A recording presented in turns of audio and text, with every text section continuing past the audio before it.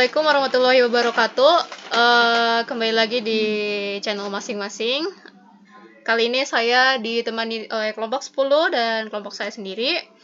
Kelompok 10 ada Wahyu Wahyudin, Salwa Aulia Ersa Putri, Rofi Aulia Nurilahi, Muhammad Hafiz Bayu Aji, Nuhla Amalia, Anton Ahmad Nurani, Fahri Fadil Muhammad Yunus, Yasin Abdullah, Risa Arinda Septiani.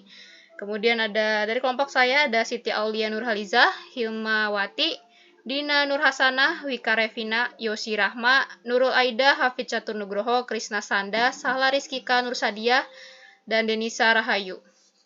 Oke, kali ini kita bakal debat dengan tema perselingkuhan lebih baik daripada poligami. Dengan saya sendiri Yasmin Putri Mediana sebagai moderatornya. Dan kita langsung, sebelum itu saya akan menjelaskan rules-nya dulu ya, peraturannya dalam debatnya adalah dengan tidak membawa agama, karena agama itu tidak perlu diperdebatkan ya, dan juga takutnya dikhawatirkannya mematikan perdebatannya. Kemudian rules yang kedua yaitu sebisa mungkin hindari kata-kata yang menonjok ya, yang saya kirim yang seperti tidak, namun seperti itu ya, untuk dihindari. Langsung saja kita mulai. Perselingkuhan lebih baik daripada poligami. Banyak yang bilang bahwa perselingkuhan itu lebih baik daripada poligami karena mudahnya memutuskan hubungan.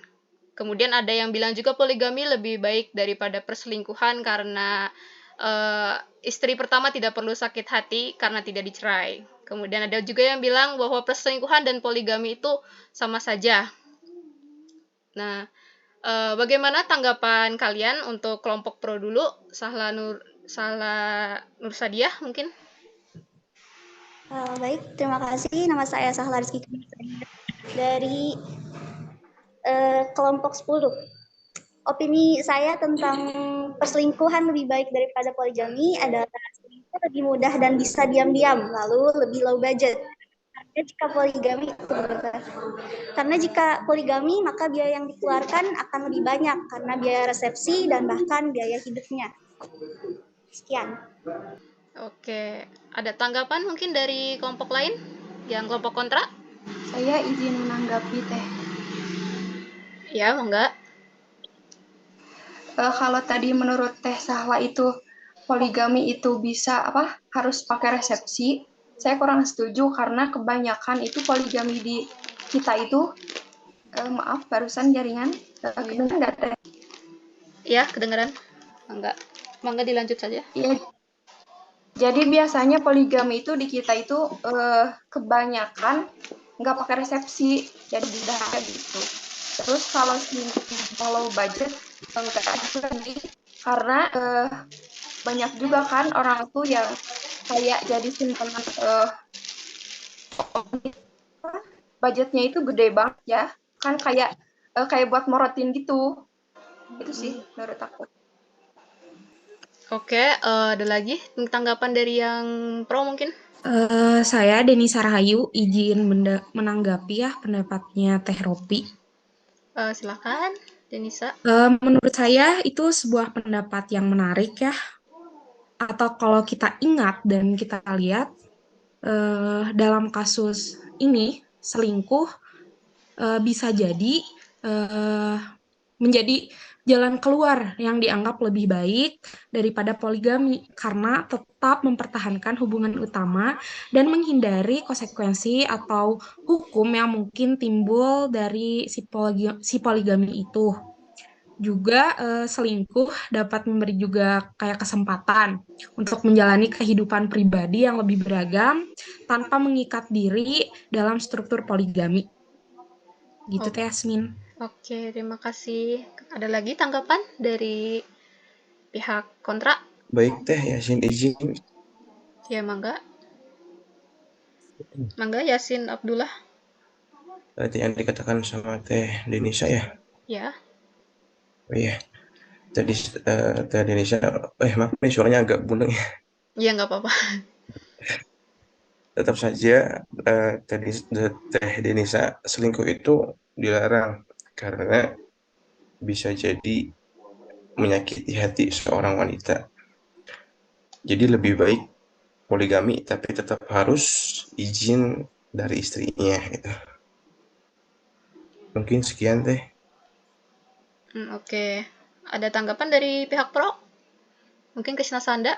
Saya Hilmawati, Oh, Hilmawati. izin menanggapi. Ya, silahkan. Hilmawati Ya, dulu. izin menanggapi yang barusan disampaikan oleh Yasin Abdullah. Jadi menurut saya sisi baik dari selingkuh itu sebenarnya dapat meminimalisir adanya perasaan sakit hati pada pasangan kita. Karena ketika kita memiliki keinginan untuk membagi kasih, selingkuh itu kan kebetulan memang dilakukannya secara diam-diam, sembunyi-sembunyi tanpa sepengetahuan dari pasangan. Otomatis kan pasangan kita tidak akan tahu dan tidak akan sakit hati dan menjadi beban pikiran yang bisa menimbulkan stres. Nah, sedangkan kalau poligami itu kan dilakukan secara terang-terangan dan sudah pasti sepengetahuan pasangan kita juga. Pastinya ya pasangan kita itu bakal sakit hati dan memang pada kenyataannya juga banyak orang yang menjadikan selingkuh itu sebagai alternatif daripada poligami. Contohnya itu kayak yang kemarin sempat ramai itu si Virgon. Kalau poligami itu kan berat ya, hanya bisa dilakukan oleh orang-orang yang sudah profesional dalam bidangnya. Sekian. Oke, terima kasih. Ada lagi mungkin tanggapan dari pihak kontra? Ya baik, Teh. Iya, Saya mau silakan. menanggapi, saya Anton Ahmad mau menanggapi apa yang dikatakan oleh Teh Hilma barusan. Jadi kan kata Teh Hilma, kalau selingkuh itu tidak dapat, nggak bikin sakit hati karena dilakuinnya secara sembunyi-sembunyi.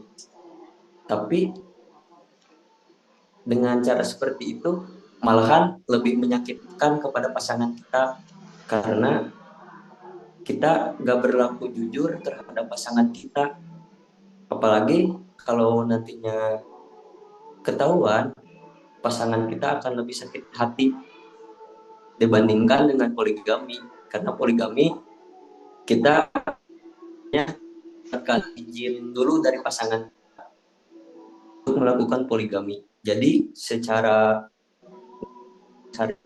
poligami lebih baik daripada selingkuh karena kita melakukannya secara terang-terangan dan mendapatkan izin dari pasangan kita. Baik Teh, begitu opini dari saya. Oke, ada lagi tanggapan dari yang pro? Saya Nurulaida. Ya, silahkan. Tadi kan menurut yang tim kontra, katanya kalau selingkuh itu lebih pada poligami karena mendapatkan izin. Nah, memang kalau selingkuh itu lebih menyakitkan karena menyimpan rasa kebohongan gitu ya. Tetapi juga bukan berarti poligami itu ada yang izin ya, tapi ada juga yang tidak izin. Misalnya itu kan ada juga yang poligami diam-diam menikah siri gitu, tidak diketahui oleh istri sahnya gitu. Jadi menurut saya selingkuh itu lebih baik sih daripada poligami karena ya kalau poligami juga ada yang izin, ada yang tidak gitu. Oke, itu saja Nurulaida. Iya. Oke, tadi berarti ke pihak kontra sekarang. Gimana? Ada tanggapan? Saya Boleh, silakan Nula Amalia. Kalau menurut saya itu poligami itu kebanyakannya dilakukan secara terang-terangan ya, maksudnya meminta izin dulu kepada istri yang pertama gitu. Kalau misalkan enggak izin berarti sama aja selingkuh gitu. Terus juga poligami itu lebih baik ya, jadi si pasangan tersebut tuh nggak perlu diam-diam. Jadi poligami itu biasanya dilakukan dengan izin ya seperti yang tadi saya bilang. Jadi izin ke istri pertama gitu. Sama seperti kata Anton tadi bahwasannya apapun kasusnya kejujuran antara pasangan itu lebih baik daripada selingkuh. Jadi nanti sakit hatinya double-double gitu. Kalau misalkan selingkuh. Jadi mending poligami gitu. Terima kasih. Oke. Sorry, izin berpendapat, udah ada suara. Ayo, Oke, langsung. udah ada suara. Silahkan Krisna Sanda. Sebelumnya perkenalkan nama saya Krisna Sanda. Izin menanggapi soal yang tadi diucapkan oleh Anton maupun yang barusan siapa namanya, yaitu gak ada bedanya sebenarnya. Bedanya tuh antara selingkuh sama poligami. Emangnya poligami gak ada rasa sakit gitu di misalkan ke istri pertamanya gak ada rasa sakit, pasti ada sakit hati lihat suami pertamanya izin poligami mesra-mesraan sama istri keduanya, pasti ada rasa sakit. Nah, baiknya selingkuh bisa menutupi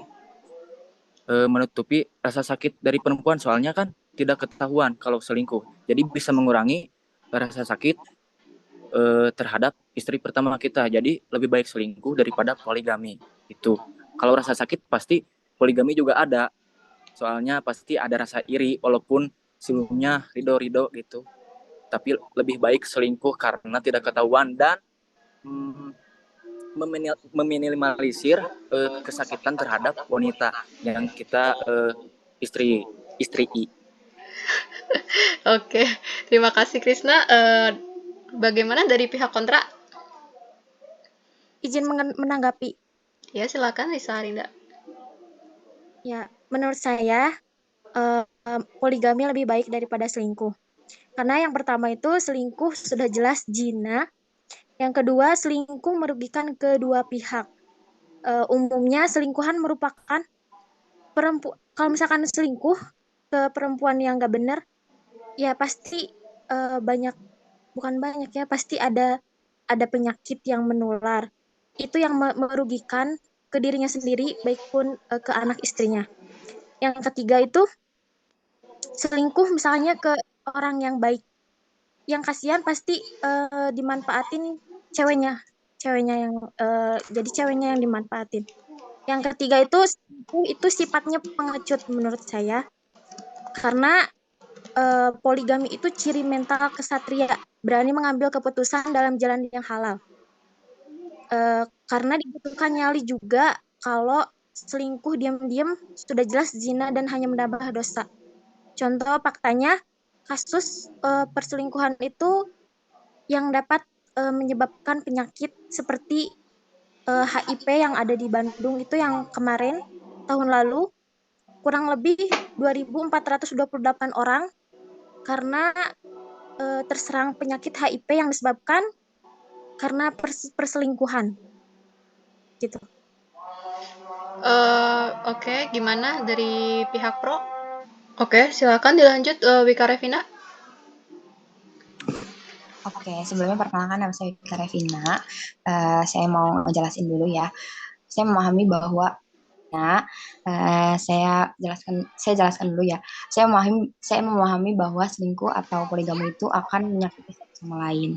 Nah, tapi selingkuh ini resikonya lebih rendah, jadi dapat lebih mudah untuk menyelesaikan masalahnya dan masih bisa diperbaiki hubungannya. Sedangkan poligami sendiri kan lebih besar resikonya yang didapat ya. Bisa jadi omongan tetangga atau lebih parahnya jadi omongan keluarga jika keluarga sendiri itu tidak setuju. Nah, terkait tadi Kak siapa itu yang ngomong, maaf lupa, terkait mengenai HIV, selingkuh kan belum tentu ia berbuat yang semena-mena kan? Bisa jadi hanya bosan dengan pasangan kita atau ingin mencari suasana baru. Terima kasih. Oke, gimana dari tanggapan untuk yang kontra? Iya, izin tanggapan deh. Enggak. Ya.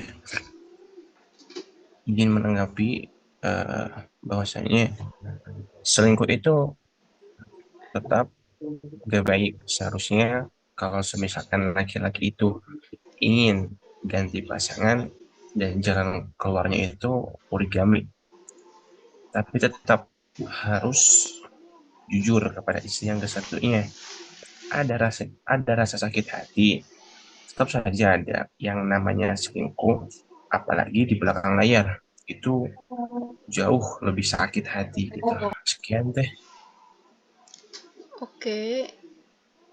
Ada tanggapan buat yang kelompok ya, walaupun jauh lebih sakit hati tapi lebih meminimalisir gimana ya, jadi tertutup lah kalau selingkuh mah. Kalau poligami pasti depan mata depan mata mesra-mesraan sama istri lain, paling bisa kelihat. Kalau selingkuh mah kan nggak kelihat oleh mata, paling kalau ketahuan selingkuh juga paling lagi bareng, nggak lagi mesra-mesraan paling gitu. Terima kasih. Oke. Izin lagi teh Ya, silahkan. ya. Justru itu yang namanya poligami mungkin kan kita juga izin dulu sama istri yang kesatunya. Mm. Apakah dibolehkan apa enggak atau tidak, ya mungkin nanti pihak dari istrinya antara suami dan istri mungkin sepakat, oh tidak boleh misalkan, mungkin jadi tidak, untuk tidak poligami gitu. Oke. Sekian. Gimana pihak yang pro? Mungkin untuk Hafid Catur Nugroho? Aku boleh nggak? Mangga Yosi. Kalau menurut aku ya, selingkuh tuh lebih baik. Soalnya kebutuhan pribadi tuh terpenuhi ya. Terus selingkuh juga bisa jadi sinyal buat memperbaiki si pasangan kita gitu. Kan ada orang selingkuh yang karena apa sih? Selalu dibikin kesepian. Kan ada ya yang kayak gitu. Ya, kurang perhatian ya. Kurang perhatian, iya. Jadi makanya mereka itu selingkuh. Terus kalau menurut aku ya, poligami itu nggak ada keharmonisan gitu di dalam hubungannya. Oke, itu saja Terus, dari Yosi. Ada lagi? Mangga. Terus kalau misalkan si yang punya hubungan itu udah punya anak kan bisa kesehatan mental anaknya bisa kena. Terus si anaknya tuh bisa terabaikan gitulah pokoknya, jadi anak yang terlantar. Jadi kalau misalkan selingkuh, ya udah selingkuh aja gitu. Kita bisa memutuskan hubungan selingkuh itu kapan aja. Kalau poligami kan susah. Oke. Gitu aja sih. Kasih. Oke, ada tanggapan dari pihak kontra? Izin menanggapi. Silakan. Kalau untuk selingkuh, untuk memenuhi kebutuhan, kenapa nggak kerja gitu? Kenapa harus selingkuh? Gitu. Terus menurut saya poligami lebih baik daripada selingkuh, karena kalau poligami itu sudah jelas ada obrolan gitu dan nggak ada kebohongan gitu. Jadi kita tuh nanti ngejalaninnya tuh tenang gitu. Kalau misalkan selingkuh kan, kalau kemana-mana tuh takut gitu, waspada gitu, takut istrinya takut ketahuan atau gimana. Kalau misalkan poligami kan istrinya udah tahu. Emang mungkin untuk mencapai poligami, istri tuh butuh keikhlasan yang sangat luar biasa dan nggak semua perempuan itu bisa. Terus kalau misalkan poligami itu kan nggak bisa semua orang perempuan bisa menerima. Kalau misalkan istilahnya cemburu, fitrahnya perempuan itu memang fitrahnya cemburu. Kalau misalkan berlebihan, ya mungkin itu kurang bimbingan gitu. Kalau menurut saya begitu. Terima kasih. Oke, terima kasih. Silakan Mika. Kenapa tadi nggak kerja ya, kata tetehnya kenapa tadi nggak kerja. Kita nih ya yang tadi seperti Kak Yosi bicarakan untuk memenuhi kebutuhan, bukan hanya kebutuhan uang tapi tentang hati ya. Kan misalnya kita nggak senang nih sama pacar kita, maksudnya lagi bosen. Maksudnya kepuasan hati, ngerti nggak sih kepuasan hati, bukan kepuasan hanya uang saja. Kalau uang mungkin kita masih bisa cari, tapi kalau kepuasan hati, kepuasan pikiran kita butuh suasana baru, kan itu nggak bisa didapetin sama siapapun. Seperti itu. Oke, terima kasih dari Wika. Mungkin ada tanggapan dari... Menambahkan boleh? Dari pihak kontra dulu ya, Mangga. Untuk dipercepat aja ya, yang belum Mangga ya, Siti Aulia nggak apa-apa. Tadi mau nambahin apa? Ya, Mangga. Ya benar tadi kata Wika. Jadi kebutuhan tuh bukan hanya untuk kebutuhan material ya, tapi kebutuhan mental juga. Apalagi kalau misalnya poligami, biasanya kan kita tuh jadinya tuh kan menjalin dua hubungan kan, jadi kita tuh harus bisa harus bisa atur ke sana ke sini kan. Sedangkan dalam satu orang aja saat kita menjalani hubungan itu kan bisa aja ya punya tekanan gitu, apalagi kalau punya anak. Sedangkan kan poligami pasti memang benar-benar punya ikatan yang benar-benar ada catatan tertulis kan. Tapi kalau misalnya selingkuh kan nggak punya catatan tertulis. Jadi meskipun mau punya anak juga, kalau misalnya yang ya udah mau ditinggalin juga ya udah nggak apa-apa gitu. Tapi kalau misalnya poligami kan nggak bisa.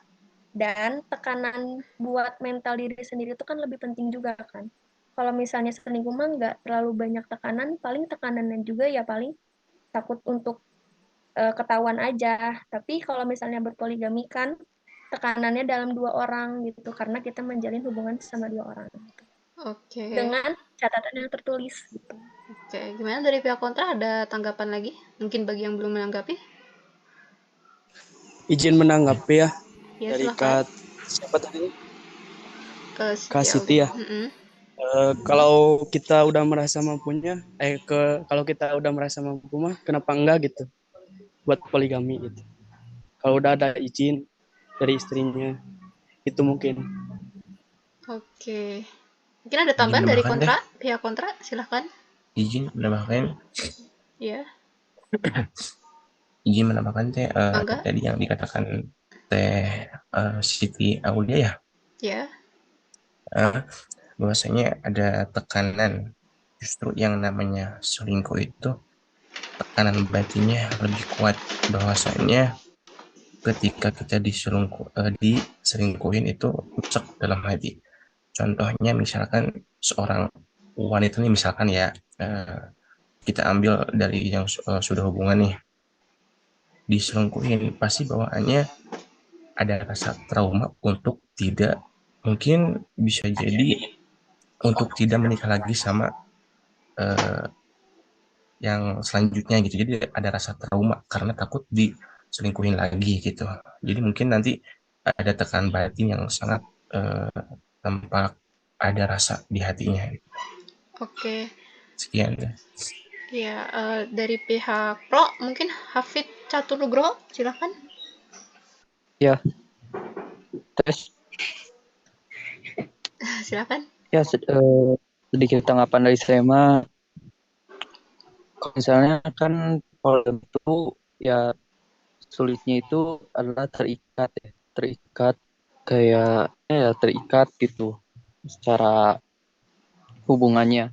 Sedangkan kalau selingkuh itu ya nggak terlalu terikat.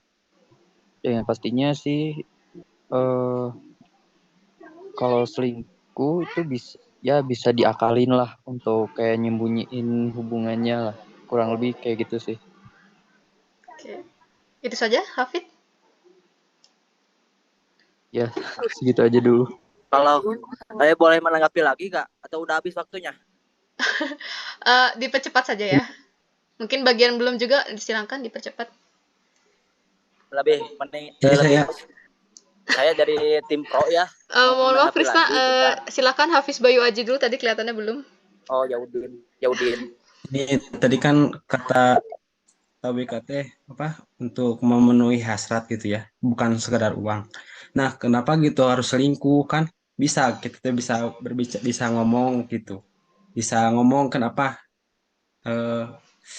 ya pokoknya bisa ngomong kenapa sih kenapa harus selingkuh gitu kan, bisa ngomong ke suaminya gitu, kamu tuh kurang gini kurang gitu, jadi nggak perlu selingkuh lah gitu, jadi bisa melengkapi kedua-duanya. Oke. Boleh nggak? Aku boleh nggak? Satu-satu. Mangga Nurul Aida dulu. Ya udah tuh sok. Mending Nurul Krisna. Nurul Aida dulu. Ya nggak apa-apa, Nurul Aida silakan. Tadi kan katanya kenapa bilang ke istri atau ke suami ya. Nah, kita itu kan ada juga puber kedua gitu ya.